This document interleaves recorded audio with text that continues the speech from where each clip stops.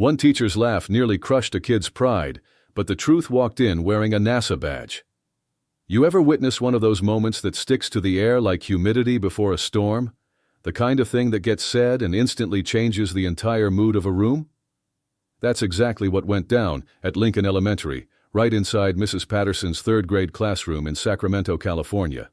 It was career day, one of those annual school rituals where kids sit cross-legged on a faded rug, while parents cycle through, holding up props like stethoscopes, fire helmets, or PowerPoint slides. Some students couldn't wait to brag about their folks. Others barely whispered their turn, but everyone secretly looked forward to it. It was a break from math drills and vocabulary quizzes. 8-year-old Malik Turner had been buzzing with energy all morning, small for his age but sharp-eyed and always quick with a fact. Today mattered. His dad was coming later that afternoon, and Malik had been counting down the hours. So when Mr. Allen asked the class to go around and share what their parents did for work, Malik sat a little straighter, like he'd practiced this line 100 times in the mirror. "My dad," he said proudly, chest pushed forward, "works at NASA." For a beat, the room froze. Not the kind of silence where people were confused, more like the kind where disbelief hangs heavy. One boy let out a muffled laugh. Another whispered just loud enough for nearby kids to hear, "Yeah, right." But it was the teacher's reaction that cut the deepest. Mr. Allen, early 40s, receding hairline, dress shirt that needed ironing, gave a low chuckle. Not a full laugh, just that quick dismissive snort that adults do when they think a kid's being cute or lying. "NASA, huh?" he said, raising one eyebrow. "That's quite a story, Malik. Maybe next time let's stick to something a little more realistic." A ripple of laughter swept through the room. One girl near the back actually repeated it under her breath. More realistic. Like it was the funniest punchline she'd heard all day. Malik didn't say another word. He lowered his gaze to the carpet, tapping the toes of his sneakers together. The same hands that had been animated with excitement just seconds earlier now sat clenched tight in his lap.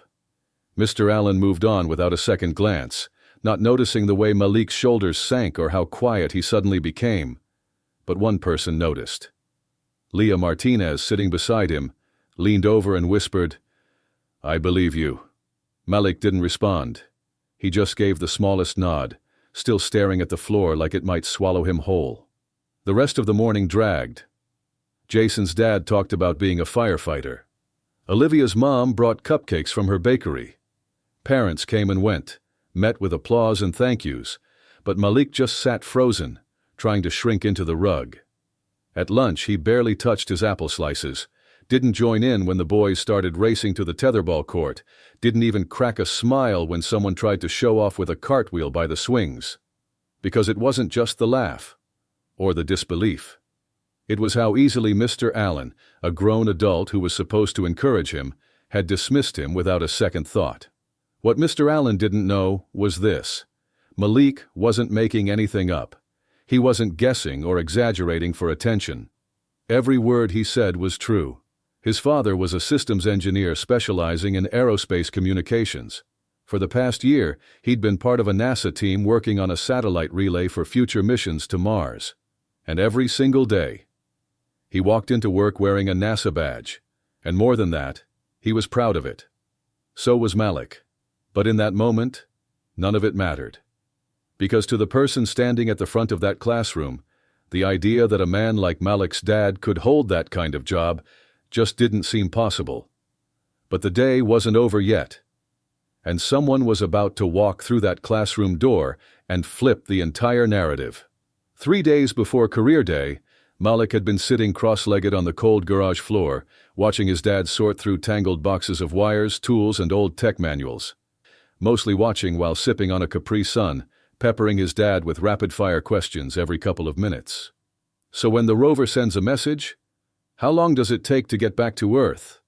Dr. Xavier Turner didn't even glance up from the circuit board he was soldering.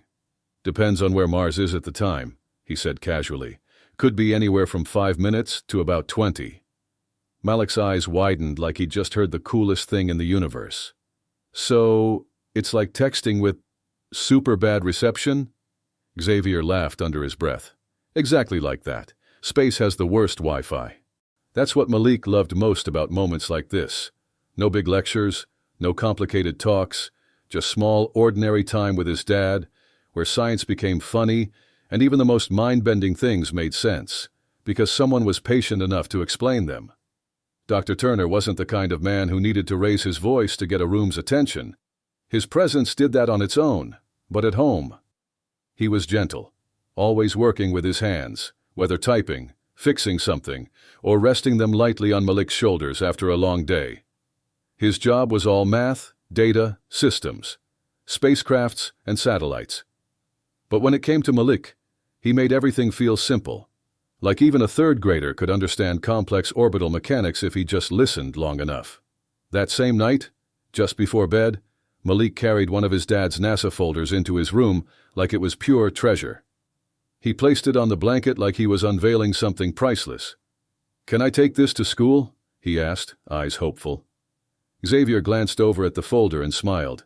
"Pretty sure I'd get in big trouble for bringing classified work to show and tell, buddy."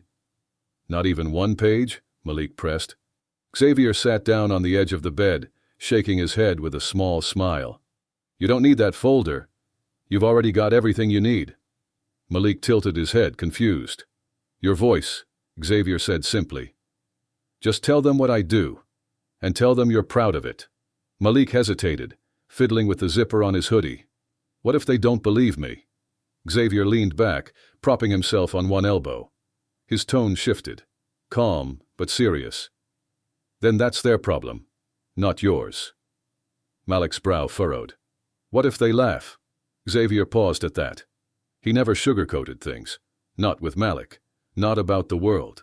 Especially not about what the world sometimes did to boys who looked like his son. "If they laugh," Xavier said slowly, "you keep your head high. And you remember. The truth doesn't need anyone to clap for it.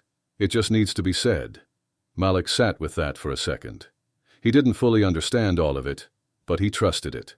That night, he grabbed a sheet of notebook paper and scribbled down every word he wanted to say when his turn came during career day. He drew bubble letters around words like orbit, spacecraft, and satellite relay. He even doodled a picture of his dad holding Earth in one hand and a tiny Mars rover in the other. He couldn't wait for the moment when he'd get to stand up in front of everyone and finally show them exactly who his dad really was.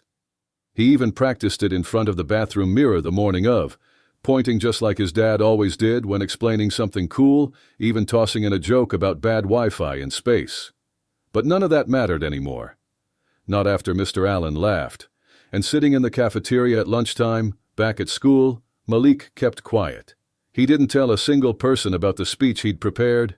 Instead, he tore the drawing into pieces before recess, crumpled the scraps, and shoved them to the very bottom of his backpack like they'd never existed.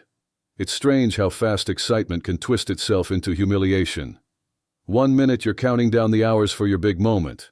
The next you're staring at the clock, wishing the ground would open up and swallow you whole so you never have to think about any of it again. Dr. Xavier Turner had no idea any of this was happening. He'd spent the entire morning tied up in back-to-back project briefings at the Jet Propulsion Laboratory, fine-tuning a kid-friendly presentation. His slideshow had everything: cartoon rockets, Mars rover photos, and diagrams simplified enough for 8-year-olds. But his favorite slide was saved for last, a picture of him and Malik, both grinning like goofballs, wearing matching visitor badges at JPL, standing in front of an actual mission control console. But back at Lincoln Elementary, Malik wasn't smiling anymore. Because sometimes all it takes is one comment, from the wrong person at the wrong time, to make a kid start doubting everything he believes about himself and his family. The afternoon dragged like wet clothes on a clothesline. After lunch, Mr. Allen shifted back into teacher mode, rattling off spelling words, walking through math problems, acting like none of that awkwardness from earlier had happened. But every so often, he stole a glance at Malik. And Malik never met his eyes. He wasn't sulking. He wasn't tearing up. He'd just gone quiet. The kind of quiet that didn't belong on a third grader's face. The kind of quiet that looked too heavy for someone his age to carry. Leah noticed. So did a couple of other kids, but no one said a word. Maybe they didn't know how to. Career day presentations were set for the last hour of the day. At exactly 1:30, Mr. Allen started shifting the desks into neat rows, wheeling the whiteboard stand to the front. Parents lined up in the hallway, waiting to be called in one by one. Malik kept his eyes on the clock more than the presentations. First came Olivia's mom, who brought homemade cookies and handed out bakery coupons with bright pink lettering. Then came Jason's uncle, a mechanic, who pulled a tire pressure gauge from his jacket pocket like it was a magician's wand. He let the kids pass it around like it was some rare treasure. Every kid clapped, laughed, asked questions. Malik just sat there, palms sweaty, knees bouncing, staring at the door like he could will it open with pure hope. Please don't let him get stuck in traffic. Please don't let him forget. Please don't let him cancel last minute. Because if Mr. Allen saw his dad walk in, wearing a real NASA badge, maybe, just maybe, everything would make sense. But buried under all that hope was something darker. That creeping, ugly kind of doubt that doesn't ask you questions. It just whispers at you. What if he doesn't show? What if Mr. Allen was right? What if my dad's not who I thought he was? Malik squeezed his eyes shut, shaking his head like he could physically rattle those thoughts out of his brain. Meanwhile, Mr. Denton stood near the door, clipboard in hand, occasionally stepping out to wave in the next parent. He was back in performance mode, smiling, making harmless little jokes, playing the charming classroom MC. But something had shifted. Every time he called on another student, his gaze flicked toward Malik, just for a second, like something heavy was sitting in the back of his mind. His jaw clenched now and then, like he wanted to say something, but couldn't quite get the words past his pride. Maybe it hit him when he noticed how Malik's energy drained out of him after that earlier moment. Maybe he realized he'd crossed a line. But if regret was there, it stayed buried. No apology. Not yet. He just kept the afternoon rolling along like nothing happened. 15 minutes left. 4 parents to go. Malik's eyes stayed glued to the door now, checking every few seconds. Hoping to catch that familiar silhouette. Dark suit jacket, polished shoes, steady posture. The kind of entrance that played like a movie reel in his mind. But the longer he waited, the more that movie started rewriting itself, with an ending he didn't want. "All right," Mr. Allen said, glancing down at his list, pen tapping against the clipboard. "Up next, we have—" But he never finished the sentence, because the classroom door swung open. And there he was. Dr. Xavier Turner stepped inside wearing a navy blazer, crisp white shirt, dark slacks, and clipped just below his pocket. The unmistakable NASA badge. His close-cropped hair was peppered with gray along the sides, his posture straight, his expression calm and focused. His gaze moved across the room once, quickly scanning the faces, landing exactly where it needed to, on his son.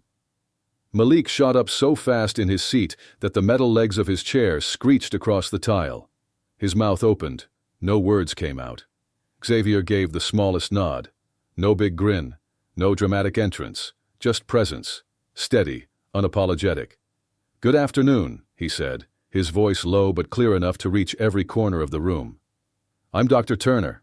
I design spacecraft."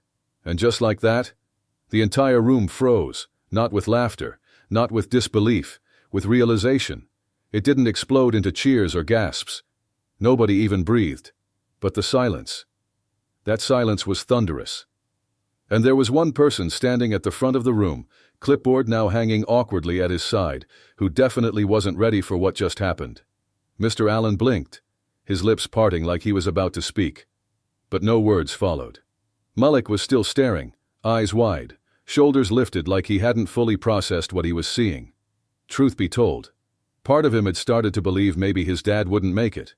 Not because he doubted his father's love, but because when an adult in authority makes you question your reality, it messes with your head, especially when you're 8. But Xavier Turner hadn't just shown up. He'd been standing outside the door for nearly 10 minutes, listening, hearing every word. He stepped fully to the front of the classroom, moving at his own pace, not in a rush to prove anything to anybody. He caught Mr. Allen's eye, offered a polite, measured nod. Cool as ever. Then he turned to the kids. He said, letting the quiet settle just enough. You all learning about different careers today? A boy near the back raised his hand. Do you, fly rockets? Xavier let out a soft chuckle. Not quite. I help build the systems that let rockets talk to us, long after they've left Earth. Think of it like this. Spacecraft need phones, and we build the phones. Another hand shot up from the back of the room. So, like, space iPhones? Xavier let out an easy laugh. Something like that, except with terrible signal. That got a ripple of laughter across the classroom. Even Malik cracked a smile, his first real one all day. Xavier clicked the remote, and the next slide appeared on the screen, a photo showing the Mars Relay Network, a series of satellites orbiting far beyond Earth. Another image followed, him standing in front of a massive control panel, dozens of monitors glowing behind him.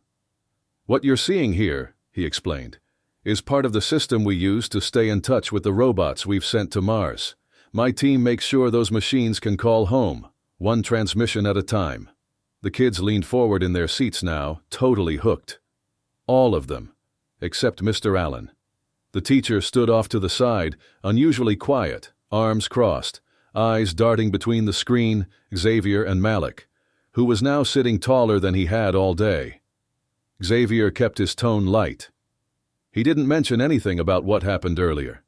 Didn't point fingers, didn't call anyone out. He didn't have to. His presence was doing all the talking. But just before finishing, Xavier paused for a second. Looking straight at the class, his voice steady, he said, I overheard someone earlier say that working at NASA might be unrealistic. He let that word hang in the air for a moment too long. Then he turned, locking eyes with Malik. Xavier said with a small, knowing smile, I guess that depends on how you define realistic. The kids laughed again, this time for the right reasons. Malik's whole face lit up. His hands, which had been balled into tight fists hours earlier, were now resting loose and open on his desk. And when he glanced around the room, he noticed something else. The sideways smirks and whispers from earlier? What replaced them were wide eyes, nods, even a few looks of genuine awe. Leah leaned over and whispered, just loud enough for him to hear, Told you so. Mr. Allen cleared his throat, trying to reclaim the room. Thank you, Dr. Turner. Voice thinner than usual. That was very informative. Xavier gave a polite nod and glanced at the wall clock. Unfortunately, I've got to get back, he said with a grin. Mars doesn't like to wait. More laughter. As he walked past Mr. Allen toward the door, Xavier paused for just a fraction of a second. He said quietly, that your students always feel heard, especially the ones with big dreams. And with that, he was gone. But the air he left behind? That stayed. And now, it was Mr. Allen left standing there, one hand on his clipboard, the other hanging awkwardly at his side like he didn't know what to do with it anymore. He turned to face the class. But the usual control he carried in that room? The kids weren't looking at him. They were looking at Malik, and Malik was glowing, not loud, not smug, just sitting there, calm, shoulders back, chin lifted, like a kid who had finally been seen the way he deserved. All right, Mr. Allen said, his voice a little thinner now. Let's, move on. Let's thank Dr. Brooks for coming. A few kids clapped, Leah started it, and a handful followed her lead. Mr. Allen tried to shift the mood back to normal, moving on like nothing had changed. But the energy in the room had flipped. Something unspoken had shifted, and everyone felt it. As he introduced the next parent, his voice faltered for just a second. Like even he knew that no speech about tire gauges or cupcake shops was going to land the same way after what had just happened. Because the truth was, no one really cared about car tools or frosting recipes now. They'd all just witnessed a man walk in and shatter every quiet assumption that had been sitting in that room for months, maybe longer. Once the final presentation wrapped up, Mr. Allen cleared his throat and dismissed the kids for pack-up time. Backpacks zipped, chair legs scraped across tile, and the usual end-of-day shuffle began. But Malik didn't move. He stayed seated at his desk, hands folded neatly on top, gaze fixed straight ahead. While the hallway noise grew louder and most of his classmates trickled out, Mr. Allen slowly made his way over. He paused beside Malik's desk, shifting his weight from one foot to the other like he wasn't sure how to start. He said at last, trying too hard to sound casual. "Your dad seems like a really smart guy." Malik lifted his head slowly. "He is." Mr. Allen gave an awkward nod. "Yeah, I can see that." He cleared his throat again, then added, "I wanted to say, jumped the gun earlier." Malik just blinked at him. No nod, no help. Mr. Allen rubbed the back of his neck, voice quieter now. "What I mean is, sometimes teachers, people, say things they shouldn't. We don't always realize in the moment how it sounds, or how it feels to the person hearing it." Malik kept staring, unreadable. Then finally, his voice soft but steady, he said, "But you laughed. That hit." Mr. Allen's face tightened for just a beat. "Yeah," he said after a pause. "I did, and I'm sorry for that. It wasn't right. I should have listened." Malik still didn't nod. Didn't make it easier for him. Mr. Allen swallowed hard and added, I hope you'll let me show you I can do better." After a second, Malik stood. Slowly, deliberately. He slid his backpack over one shoulder and started walking toward the door. But just before stepping out, he paused, looked over his shoulder. "It wasn't in my head," he said quietly. "That's really my dad." And with that, Mr. Allen stayed right where he was, one hand still resting on Malik's empty desk, the other shoved deep into his pocket. The classroom sat silent now. The echoes of recess noise and backpacks and kids laughing in the hall drifted further away. But the weight of what had happened stayed behind, not just in the air, but in Mr. Allen's face, in his posture, in that sinking realization that this wasn't just about being wrong. It was about what one careless moment, one offhand comment, could have done to a kid's belief in himself, in his family, in his right to be proud of both. And now, Mr. Allen couldn't stop hearing his own words replaying in his head. Maybe next time, we aim for something more realistic. It hadn't just been a joke. It was a boundary he had tried to place on a child's imagination, and it had backfired. But not every apology happens with an audience, and not every lesson comes with applause. That evening, as the Arizona sun dipped behind the rooftops, streaks of orange and dusty pink colored the sky. Malik sat at the kitchen table with a bowl of cereal, his pick for dinner, as usual when he was in one of his moods. Across the room, Xavier leaned against the counter, sipping from a chipped mug with faded lettering that read, "Space Geek." Neither said much at first.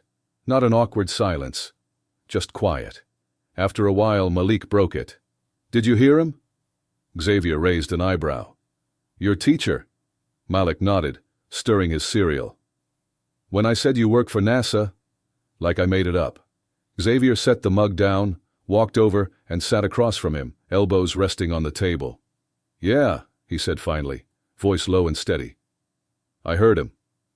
Malik frowned. "Why do people do that? Act like, stuff like, that's not possible?" Xavier exhaled, choosing his words. "Sometimes, people live in small boxes inside their heads, and when something doesn't fit inside that box, they laugh. Not always because they're mean.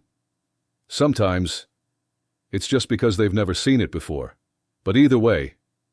He paused, locking eyes with Malik. "It's not your job to make yourself smaller to fit their box." Malik sat with that for a second, pushing his spoon around the bowl. "It kind of made me feel dumb," he admitted. Xavier leaned in, serious now. "Listen to me. Don't let somebody else's doubt erase what you know to be true. You know who you are. You know who I am. That's all that matters." Malik gave the smallest nod. "And one more thing," Xavier added, smiling slightly. "You handled yourself like a champ today. Told the truth. Stood your ground. That takes guts." Malik's smile was small, but real. The next morning at school, something had shifted. The same kids who'd snickered the day before suddenly wanted to sit next to him. One kid asked if his dad had ever met an astronaut. Another asked if Malik could bring in one of those space gadgets next time. Malik didn't brag, Didn't puff out his chest, just answered the questions, kept it simple, and went about his day. At recess, Leah walked beside him on the blacktop. "They believe you now," she said with a grin. Malik shrugged. "Didn't need them to." Leah laughed. "Still feels good though, huh?" In the staff lounge, Mr. Allen sat by himself for a while, tapping a pen against the edge of the table before finally scribbling something on a scrap of notebook paper. No official stationery, no typed letter, just a folded note. After lunch, Malik found it tucked inside his cubby. It read, "I was wrong. You shouldn't have had to prove anything to us. Keep dreaming big, Mr. Allen." Malik didn't grin, didn't read it twice. He folded the paper back up, slipped it into the front pocket of his backpack, zipped it shut. He hadn't needed an apology, but maybe Mr. Allen needed to give one. That afternoon, as the final bell rang and kids poured out into the sunlit parking lot, Malik walked out with his head high. Not because of how the class saw him now, but because of what never changed. His dad showed up. His dad was an engineer. And most important of all, Malik had told the truth, even when no one believed him. And somewhere, in the middle of that emptying classroom, a teacher stood holding a clipboard and a lesson he hadn't expected to learn that day. That kids carry dreams way bigger than most adults' expectations. And when you dismiss those dreams, you don't just shrink their imagination, you shrink their voice. But Malik's voice? It stayed steady. It stayed clear. It stayed real. Because the truth doesn't need permission. It just needs someone brave enough to say it out loud. And if you've ever been doubted, overlooked, or told to be more realistic, remember this. Other people's limits don't define your future. So keep showing up. Keep speaking your truth. And if you ever get the chance to believe in someone when no one else will, you just might change everything.